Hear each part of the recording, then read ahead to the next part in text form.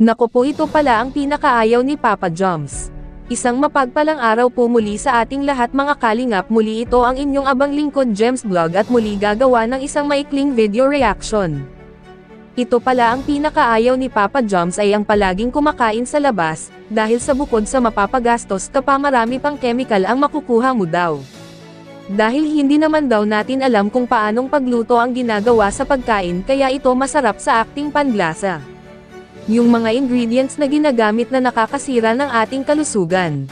Kaya mas mainam pa rin daw yung lutong bahay, kaya inaaya niya si Baby Carla niya na sa bahay na nila sila kumain, at nagtatanong ang mga kasama niyang mga kalingap boys kung sino ang magluluto at mabilis niyang sagot na siya mismo magluluto para sa kakainin nilang lahat. Lalo na sa pagkain ng kanyang Baby Carla, o diba mas makakatipid pa tayo at healthy pa ang ating kakainin, anya pa sabi ni Papa Joms. Oo nga naman, tama talaga si Papa Joms, makakatipid pa, healthy pa ang kakainin nilang lahat, o diba mga kalingap, kakaiba talaga mag-isip ang ating Papa Joms.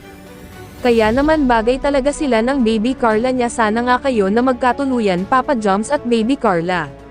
Kayo mga kalingap, agree ba kayo sa mga naisip ni Papa Joms at agree ba kayo na sila na talaga magkatuluyan?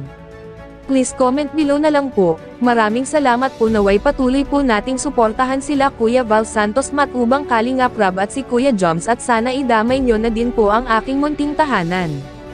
Maraming salamat po, have a good day and God bless everyone.